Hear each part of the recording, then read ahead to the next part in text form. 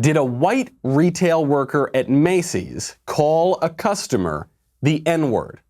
That is the excuse that some wannabe rapper is using to justify his brothers beating the sales clerk to a bloody pulp. Here is the incident. Oh, shit. Boy, don't touch me. Don't touch me. I didn't touch you. Don't touch me. I didn't touch you. Quit touching me. Yeah, them hurt. Them hurt. Stop moving. Sorry, man. Hurt. I'm Don't sorry. touch me.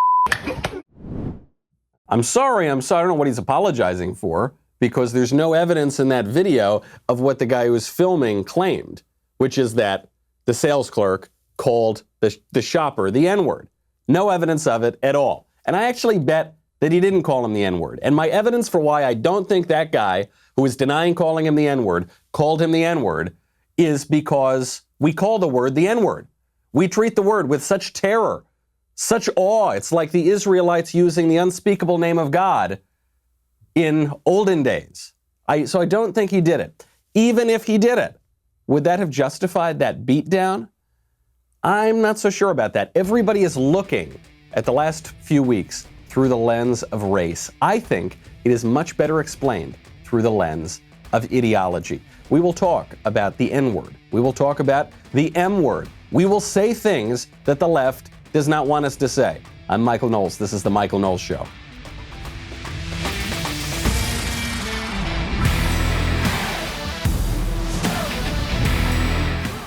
Some people get in trouble for saying that word. Some people get in trouble for being accused of saying that word. Some people say that word, they don't get in trouble at all.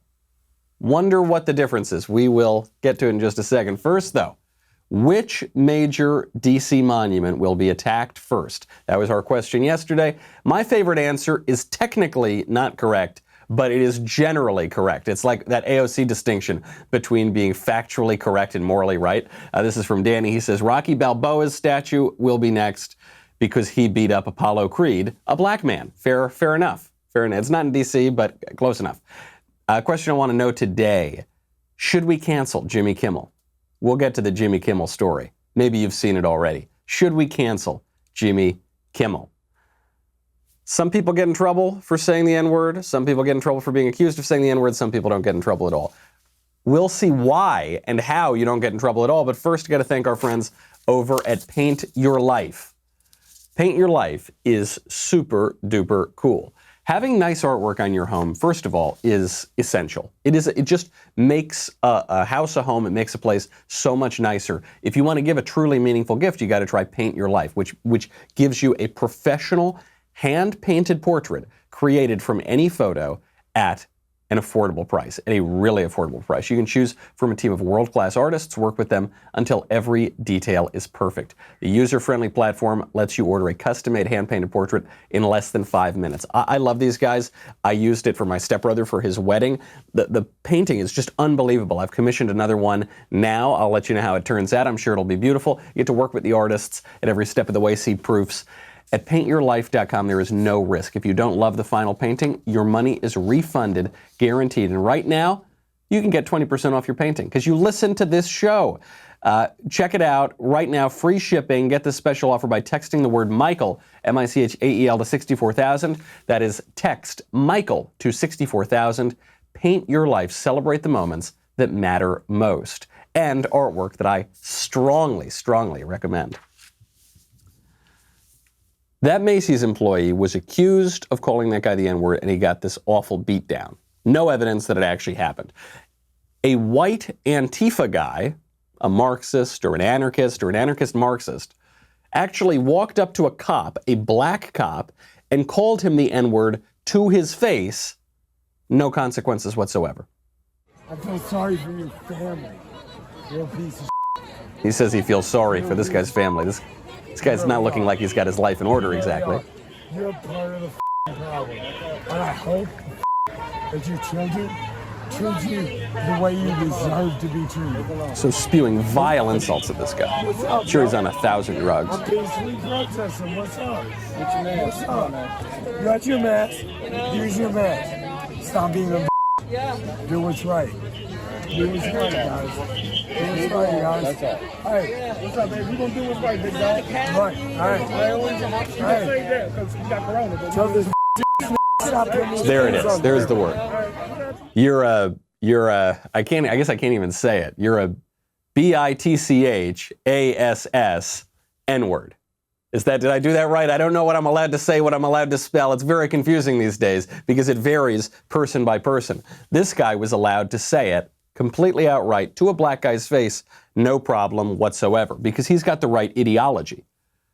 You see, the store clerk at Macy's, we don't know anything about his ideology or political philosophy. We just know that he's a white guy, and we know that he's being accused of doing something, and so he's in Michigan. He's probably one of these terrible racist people who doesn't even live in Manhattan. You know, he doesn't even live on the coasts. He's just a no good, deplorable, irredeemable person. But this guy, he looks like he's living in the heart of CHAZ Chop. And so because he's got the right ideology, he can get away with it. What about Jimmy Kimmel? Oh, now it gets a little bit trickier because Jimmy Kimmel is a Hollywood celebrity. He spouts all the politically correct leftist doctrines. So he should get away with it, but maybe he went a little bit too far because we now have shocking, breaking new evidence that Jimmy Kimmel said the N-word.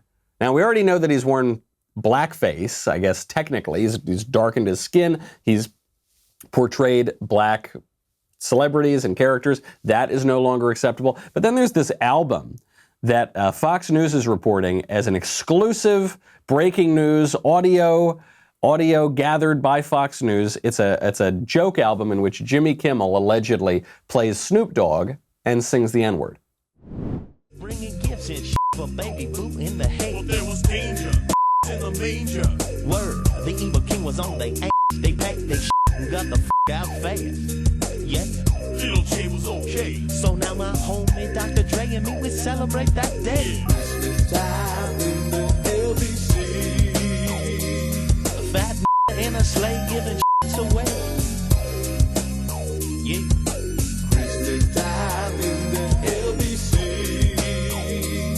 I got a gift for your ass. What did you get me? Mother. Okay, so you get the idea. This is from Kevin and Bean. This is an LA radio group, and they put out this album years ago. And the key line there is, fat N-word in a sleigh giving gifts away. And you can hear it's very much in the style of Snoop Dogg, especially from that era. This is not some amazing find. This audio has been on YouTube for years.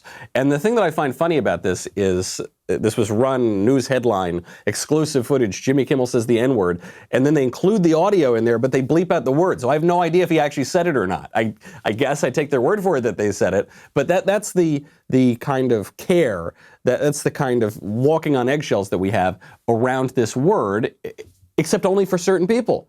Only for certain people. So what is it going to be? Should Jimmy Kimmel be canceled? This is a question that conservatives are debating right now, because I think what we all want to say is you shouldn't be canceled for telling a joke. You shouldn't be canceled for saying a word, no matter how offensive the word is.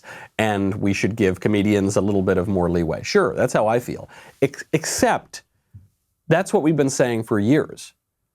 We let the left run roughshod over us, run roughshod over our culture, cancel every single one of our performers, every one of our speakers, every one of our political commentators, every one of our politicians.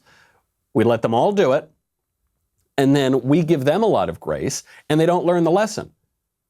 Okay? The whole way that this works of giving the left grace is if they learn their lesson and realize that we don't want to live in a society where no one can say anything and everyone's got to walk on eggshells and everyone hates each other. But if they don't learn that, if they just keep doing exactly what they're doing, then why would we hesitate? It seems to me the pros of canceling Jimmy Kimmel outweigh the cons. I don't care about Jimmy Kimmel. I don't watch Jimmy Kimmel. He is the toast of Hollywood. They have him host all of their awards shows. But I think the pros outweigh the cons. Right now he's on vacation, which seems like an excuse to me. They'll probably wait for this to blow over, but there's a chance that he gets canceled. Showing the left a good example only works if there's a chance they come around. And right now, there isn't. Okay? They play for keeps. They are no longer just talking about tearing down Robert E. Lee. They're no longer just even talking about tearing down Jefferson and Washington. They are now talking about smashing churches. We'll get to that in 1 second. First, though, I have got to thank our friends over at Ring. You know, it's very important, especially these days, to feel safe in your home. We are home more than usual these days, and it's hard to keep a close eye on things. More deliveries mean more boxes left unattended, more opportunities for packages to go missing. Plus, you're getting maybe some unexpected visitors. Maybe people who want to do you harm. Maybe it's your mother-in-law. Maybe there's not a difference between those two things. With Ring, you can keep your home safe no matter where you are. Ring is on a mission to make neighborhoods safer. I give Ring out as a housewarming gift to friends of mine, and it just gets rave reviews. And the thing I really like about it is you get to feel like you're living in the future, living in the Jetsons, right? You can answer your door from in your home or on a beach or at the office. But what I really like is that it's relatively quite inexpensive. So I feel like I'm giving a really nice gift, and it seems great. And I don't have to pay too much money. Get a special offer on the Ring Welcome Kit right now when you go to ring.com/Knowles, Knowles. That includes the Ring Video Doorbell 3 and Chime Pro. It is all you need to start building custom security for your home today. Go to ring.com/Knowles, Knowles, ring.com/Knowles. Shaun King, who was trending yesterday under the phrase Talcum X on Twitter. I would never use that phrase, but that's just what he was trending as on Twitter because there are allegations that he is totally white because on his birth certificate, both of his parents are white. Though then he has countered and said actually his father's not the guy on the birth certificate and he's biracial and whatever. That's I don't care to get into that soap opera in particular. What I want to get into is the real drama that he's foisted on the country, which is he is now calling on all of his thugs and goons to go smash churches. So look how we've got, it's no longer tear down statues of Confederates because they're traitors to America. Then it became tear down statues of the Founding Fathers because they're racist and bad and America's terrible. But still we're talking about public property, government property. Now we've gone to go to private churches and smash their windows and tear down their statues. Shaun King writes, quote, "Yes, I think the statues of the white European they claim is Jesus should also come down. They are a form of white supremacy, always have been. In the Bible, when the family of Jesus wanted to hide and blend in, guess where they went? Egypt, not Denmark. Tear them down. Tear them down. Not, I call on churches to remove them. Then they would say the churches should remove them. He said, tear them down. You tear them down. Yes, all murals and stained glass windows of white Jesus and his European mother and their white friends should also come down. They're a gross form of white supremacy created as tools of oppression, racist propaganda. They should all come down." I don't know where this idea comes from that Jesus is presented most often as some Nordic kind of god, some Scandinavian or something, but it just isn't true. Jesus is not presented as Thor. At a few churches, and maybe in Iceland he is, but everywhere else he is not. He's presented as a Jewish guy, which is what he is. Then there's this other idea on another side that Jesus was actually black, or Jesus was actually Arabic or something. Also, not true, and that's why he's not presented that way. Jesus is, I don't know if you read the book, but here's a spoiler alert, Jesus is a Jew. And when you look at depictions of Jesus, most of the time he looks like that. If you look at, say, the Shroud of Turin, which is a relic that is said to show the likeness of Christ, artistic depictions of Christ tend to look a good deal like that. But he wants to set it on fire. He wants to tear down the statues. He wants to smash the windows, Shaun King, because he doesn't like white people, I guess. He says anything that, if it looks white, tear it down, even if we're talking about the Son of God and his mother, the mother of God. This is only going to get more extreme. I don't know what conservatives are waiting for. We think that they're all just joking. We think they're all just kidding. They're not. They're telling us what they want to do, and then they're doing it. They're telling us they want to tear down statues of Robert E. Lee, then they tear down statues of Robert E. Lee. They're telling us they want to tear down statues of George Washington, then they are actually tearing down statues of George Washington. They're going to do it to the churches. They're already doing it. There's actually an image coming out of the Netherlands, of all places, that has graffiti tag and paint all over an image, a mosaic of the Virgin Mary, and it says BLM on it. This is going to go on. Is it about race or is it about ideology? Is it about the N word or is it about the M word? I think it's the latter. I think it's coming into Marxism. When these people tell us what they think, we should believe them. We talked yesterday about how one of the founders of Black Lives Matter came out and said, we are trained Marxists. We talked a few weeks ago, I called this, when I said, look at the language on the Black Lives Matter website. This is boilerplate Marxism. Well, now we have another example of this, which is the hashtag cancel rent movement. And you're seeing a lot of AstroTurf Twitter accounts popping up and a lot of bots on the internet popping up saying that we need to cancel rent. What does cancel rent mean? It sounds really nice to all of us, right? Because none of us wants to pay our rent. We like to have the apartment, but we don't like to pay our rent.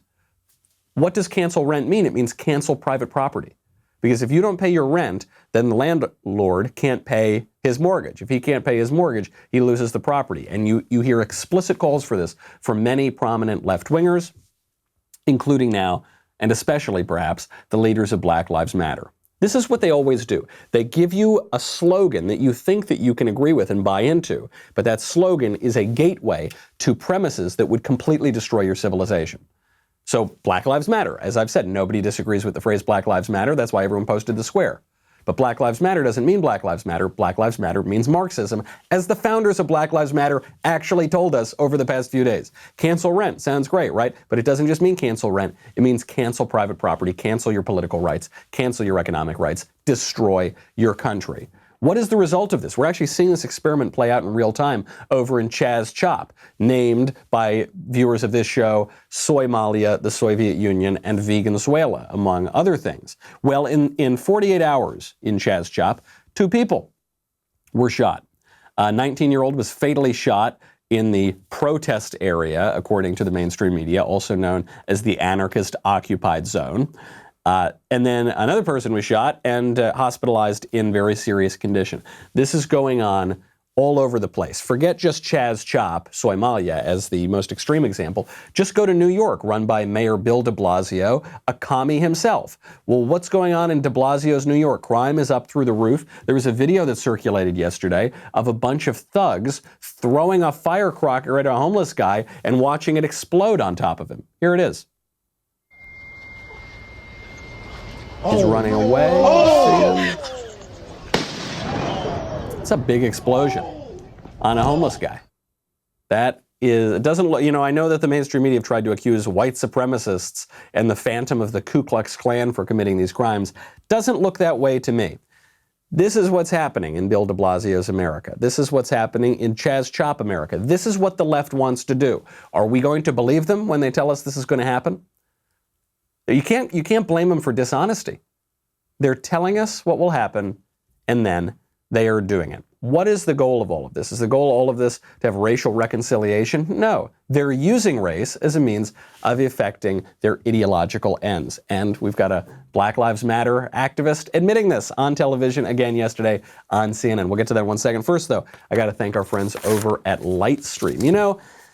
It can feel really, really good to finally pay off your credit cards and start saving money. Get a credit card consolidation loan from Lightstream. You could save thousands in interest. You can get a rate as low as 5.95% APR with autopay and excellent credit. Lower than average credit card interest rates of over 19% APR. The rate is so fixed so that it will never go up over the life of the loan. Plus, there are absolutely no fees. You can even get your money in your bank account as soon as the day you apply. That's pretty good, especially these days. People love Lightstream. Here's what one customer had to say. Heard a commercial, checked out the consolidation loan. A few hours later, had my approval and funds ready to be transferred. Awesome. Awesome. I agree. Apply today to get a special interest rate discount and save even more. The only way to get this discount is to go to lightstream.com/Knowles, Knowles, LIGHTSTREAM. Can I spell.com/Knowles? That is Lightstream, LIGHTSTREAM.com/Knowles. Subject to credit approval. Rate includes 0.50% autopay discount. Terms and conditions apply. And offers are subject to change without notice. Lightstream.com/Knowles for more information. The Black Lives Matter founder, Patrisse Cullors, she's the one who yesterday admitted that she and her BLM co-founder are trained Marxists. She went on the Jake Tapper show on CNN and admitted what this whole movement that's sprung up right now is really aiming at. Not just these pie-in-the-sky ideas of cancel rent and, overcoming racial oppression or whatever. What is the actual tactical, practical goal here? Well, the goal, of course, is to get Trump out. Hands down, Trump not only needs to not be in office in November, But he should resign now.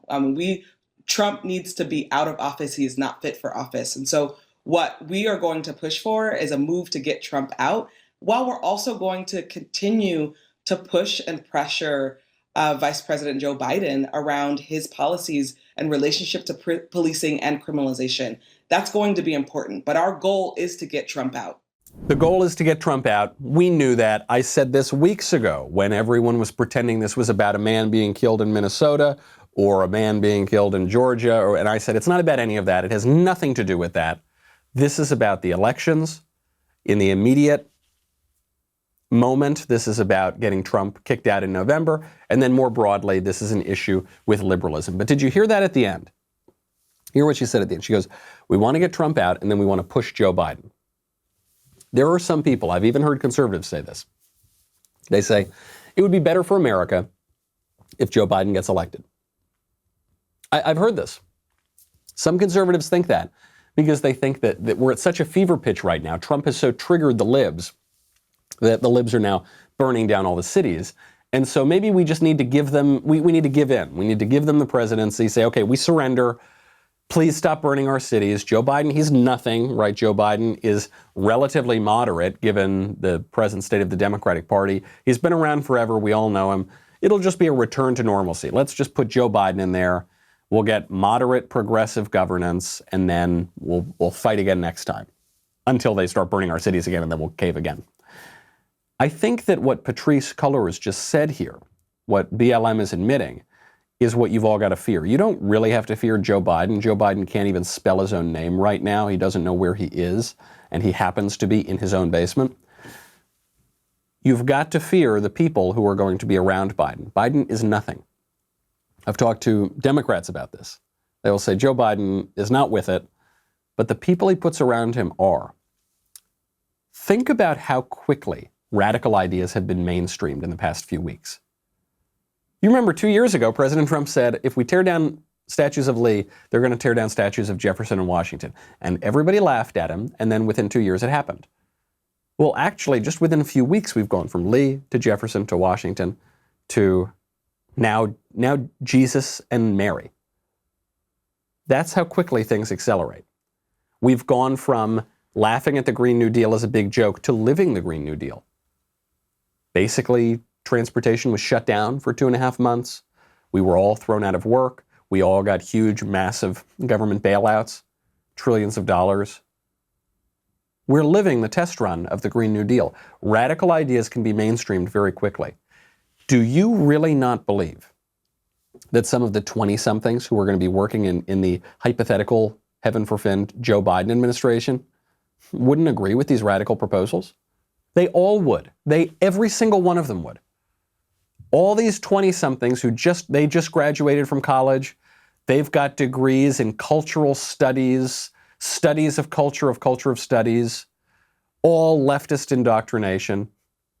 They're going to be pushing for the future of the Democratic Party. Don't forget, Tom Perez said that AOC is the future of the Democratic Party. Not Chuck Schumer, not Joe Biden, not any of those guys. AOC. The college Democrats, almost 100% of them support abolishing police departments. This is according to a new study from College Fix. College Fix did a poll of 1,500 college students, found near unanimity among college Democrats that they should defund the police. 94% of these college Democrats. I'm not talking about college Antifa. I'm not talking about college Democratic Socialists of America. College Democrats, 94%, consider rioting and looting to be legitimate forms of protest against allegations of racial discrimination and police brutality. That poll was conducted by College Pulse. It was taken just over the past few days. Margin of error was plus or minus 3%. And the sample was drawn from an undergraduate pool that includes over 270,000 verified college students, okay, from 900 different colleges and universities in the U.S. Pretty representative sample here. Almost 100% of them support it. Those are the people who are going to be staffing the Joe Biden administration. Now, what is this really about? Defenders of Black Lives Matter, at least the honest ones, will admit that there's this weird Marxist undertone. They talk about abolishing the police. They talk about abolishing the family. They use words like comrade. Their founders admit that they're trained Marxists. They'll admit that, but they'll say, look, this Marxist ideological element, this is just one way to confront the problem of race. I think the reality is the other way around. I think that these Marxist agitators are using race and exploiting race as the tool to push their ideological agenda.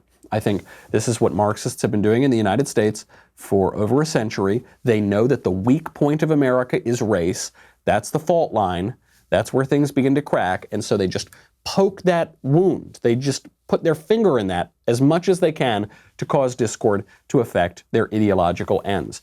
Actually, a KGB defector, I think now about 30 years ago, a guy named Yuri Bezmenov, he talked about this very issue. He came to the United States, he defected out of the Soviet Union, he got out of there by dressing up as a hippie, and he made it to I believe he made it to Athens, then went to the U.S. Embassy there, went through extensive screening by U.S. intelligence, defected to the U.S., and then spilled the beans on what the KGB was doing because he himself was doing it. He said that most of what the KGB did was not espionage. It wasn't James Bond. We all like to think that it was because it's so romantic. But actually, most of what the KGB did was ideological subversion, was just trying to transform the opinions of the American people to turn against their own country. We saw this happening in the 60s and 70s. And now, if Mr. Yuri Bezmenov is correct, we're seeing the fruits of that right now. The way he saw it in the 1980s, the ideological subversion had been largely successful and now constituted a ticking time bomb. It takes from 15 to 20 years to demoralize a nation. Why that many years?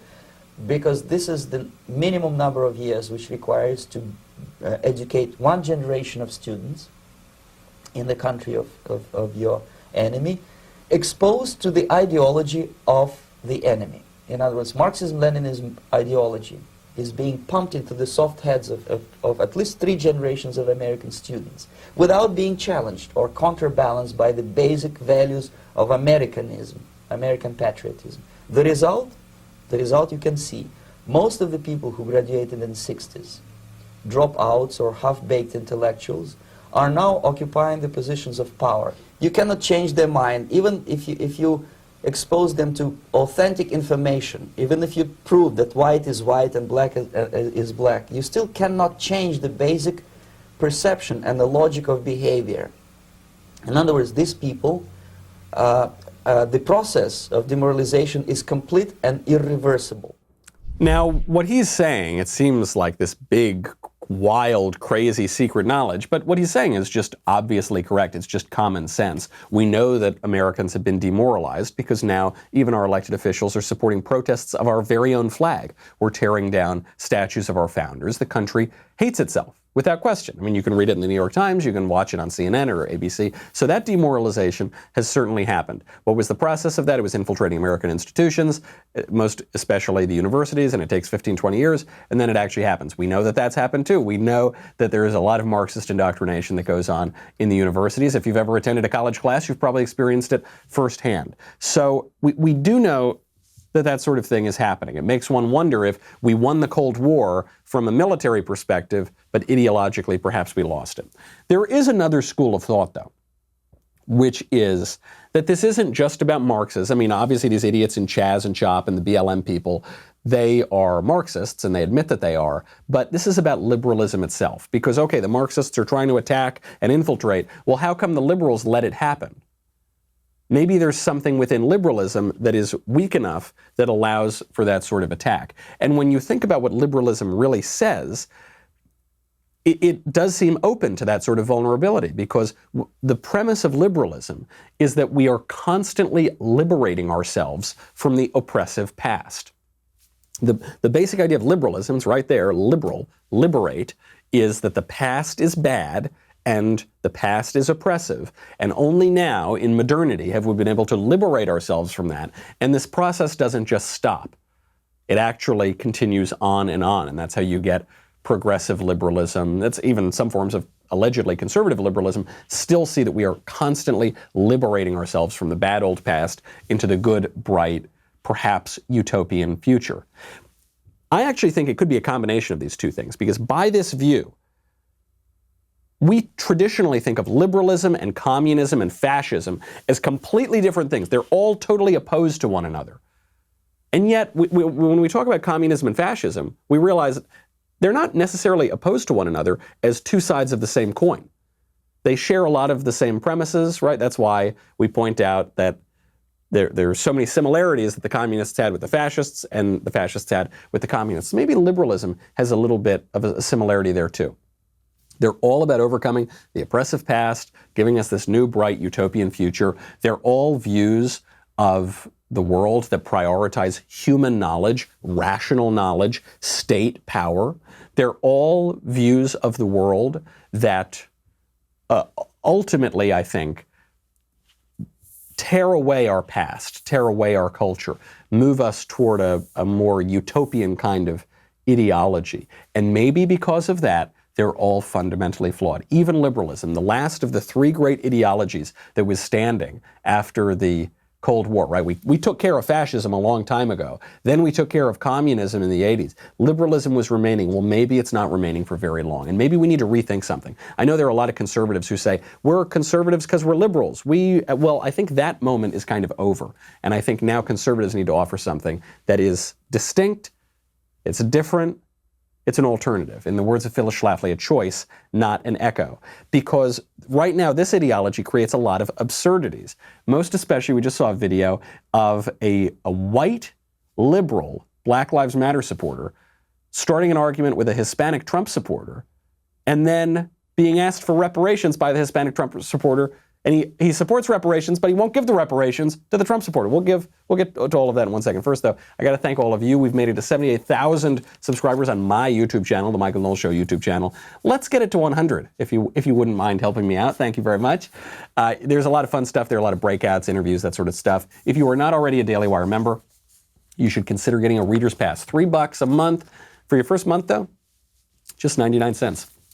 You get very important articles such as Andrew Klavan's latest, enraged leftists claim Pence's statement, all lives matter, is a dog whistle to Christians and their universal love.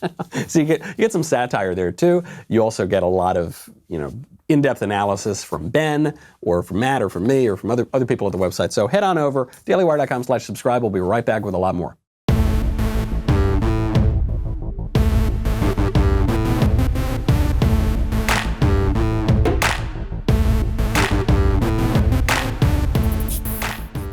This crazy ideology is creating absurdities. So one of my favorite videos going around the internet from these demonstrations and protests is you have this Hispanic guy who's wearing a t-shirt. It says, God, guns, and Trump. And he's standing there. You know where he stands. Some white liberal guy walks up to him and starts arguing with him. And the Trump supporter flips the tables on the white liberal. I'm a minority. For what? Give me my reparations. For what? Because I've been oppressed. I'm a minority. Yes, you've been oppressed. You've definitely been oppressed. Give me my rights. You're white. Hey. You're white. Give me my reparations. Hey. Give me my reparations. Hey, you have the reparations. You have my promise of reparations. What do you want? Wait a minute. Give me On all your money. What? You know what you can have? I'll get my... Exactly. And then he just walks away. How am I going to give you... And then he's trying to come up with an answer to this. My reparations. Where is it? You want me to have reparations? Where are my reparations? Yeah. Give me my reparations. I need reparations. Exactly. The guy's agreeing. The white liberals agreeing. Yes, you do. That's right. I'm fighting for reparations. But I'm not going to give them to you.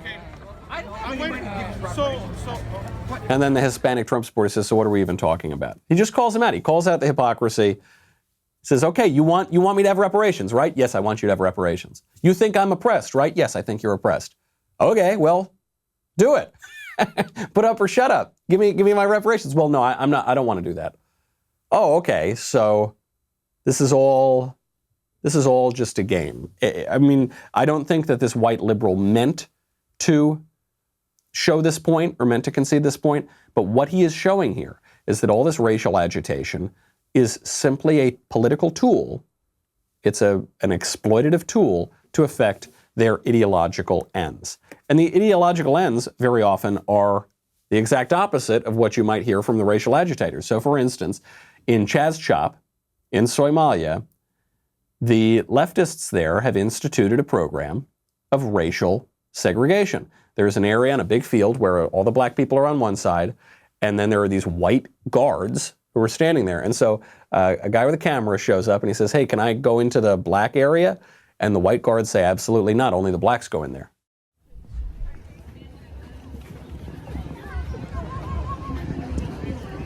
How long's the blackout going for? Till 8 p.m. Okay, so I have to wait till 8, basically? You're welcome to like hang out in the perimeter area. Well, the thing is, I'm half Italian, half Colombian, so do I get a pass to get in there, or? Well, this space is right now held for just black folks. Oh, just black, okay, Yeah. so full black, you're saying?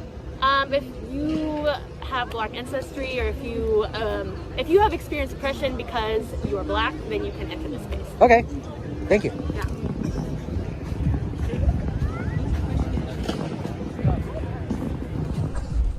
So this is a ridiculous exchange, obviously. This guy comes up, he says, well, I'm Italian and Colombian. Does that count? How black, am I black at all? Colombian, I might be a little like Afro-Latino. We'll get to the question of Afro-Latino in just a second. Can I go into the area? And she says, no. And they're well, you can if you've experienced the oppression of a black person. I'm reading a book right now by Booker T. Washington, one of the great black Americans in history. It's called Up From Slavery.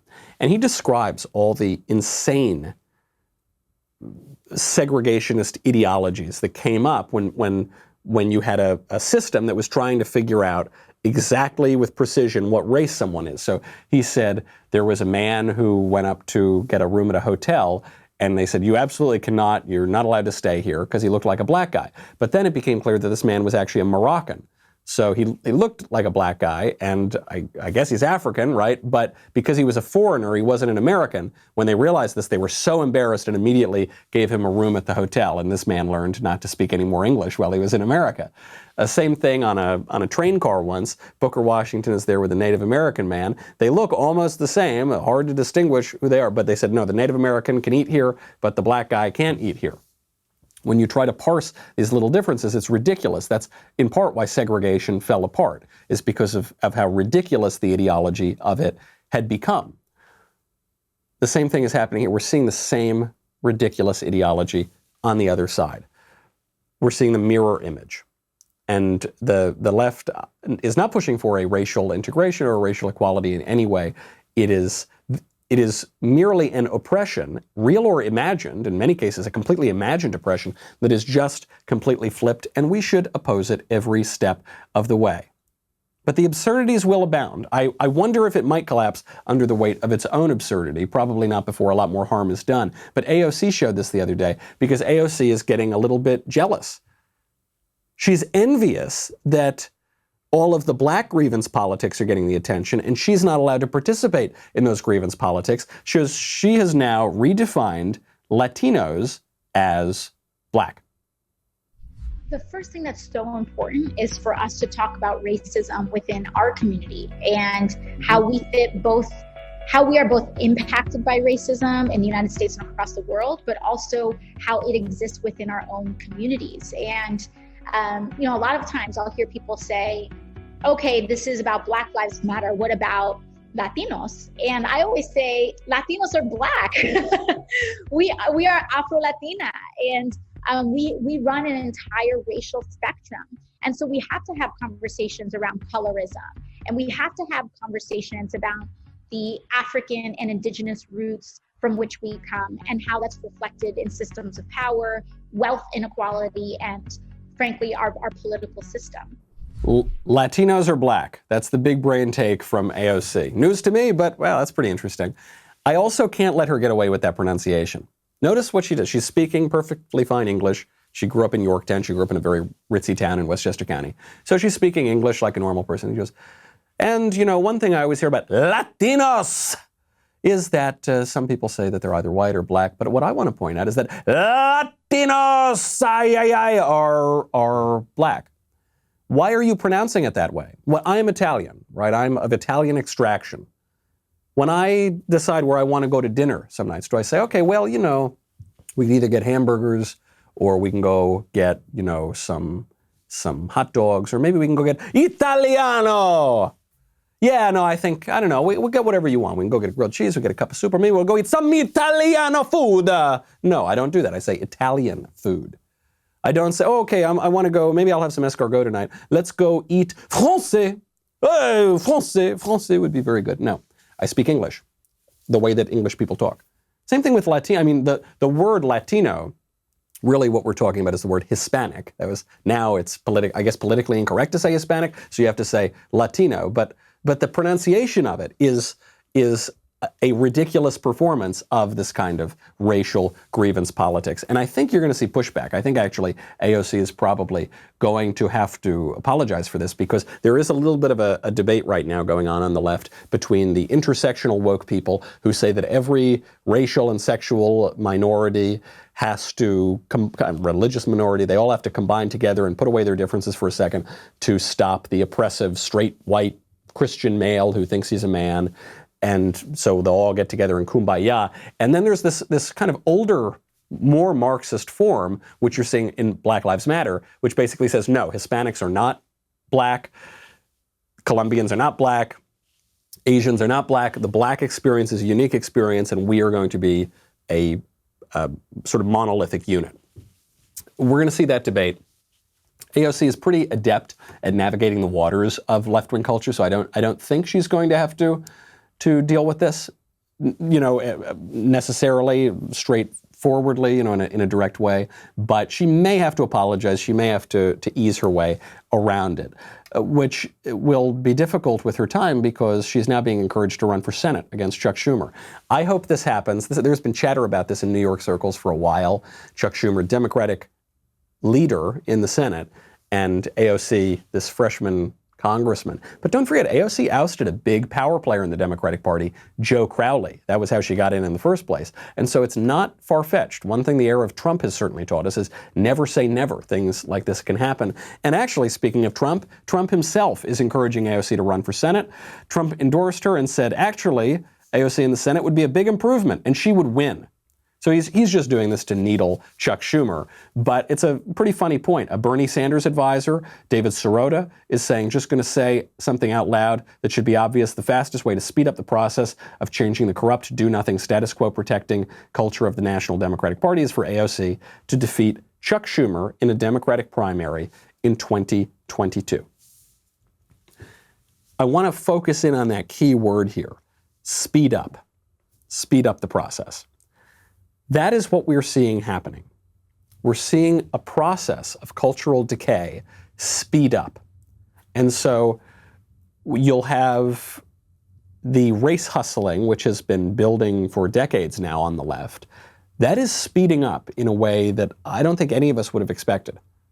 Don't forget, what was it, 12, 13, 14 years ago? We had more or less racial harmony in America. I think racial tensions were as low as they've ever been. And then 12 years ago, we elected a black president. And people were eager to elect a black president because they wanted to show that America was beyond its race problem. Then you know what they did 4 years later after his disastrous first term? They reelected him. They reelected him just to prove that America's past its race problem. Barack Obama, perhaps the worst president in American history.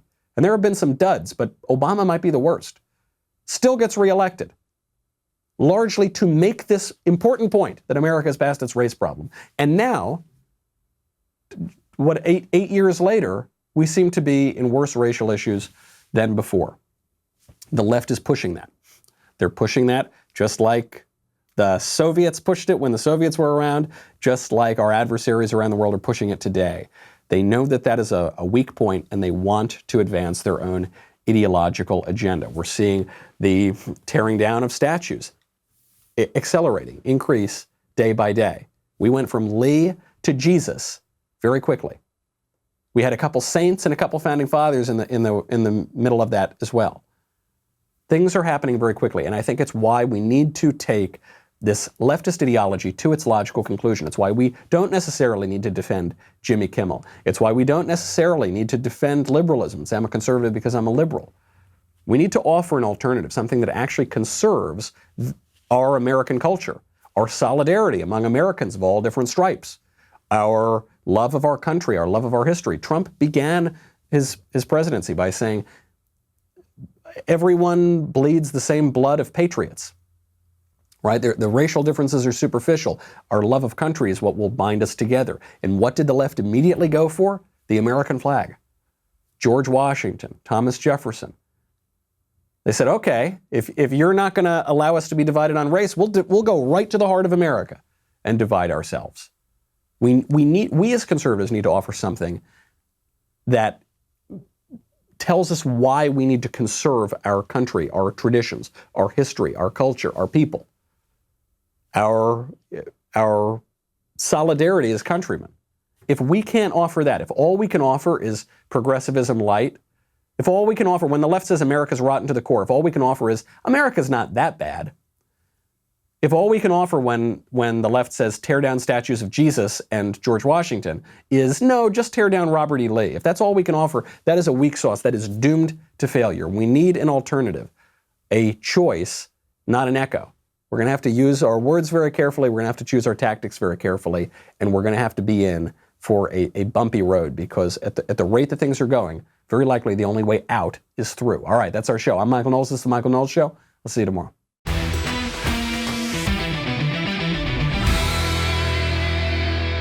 The Michael Knowles Show is produced by Ben Davies. Executive producer, Jeremy Boring. Supervising producers, Mathis Glover and Robert Sterling. Technical producer, Austin Stevens.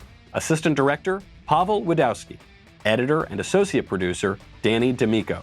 Audio mixer, Robin Fenderson. Hair and makeup, Nika Geneva. Production assistant, Ryan Love. The Michael Knowles Show is a Daily Wire production. Copyright Daily Wire 2020. You know, the Matt Walsh Show, it's not just another show about politics. I think there are enough of those already out there. We talk about culture because culture drives politics and it drives everything else. So my main focuses are life, family, faith. Those are fundamental, and that's what this show is about. I hope you'll give it a listen.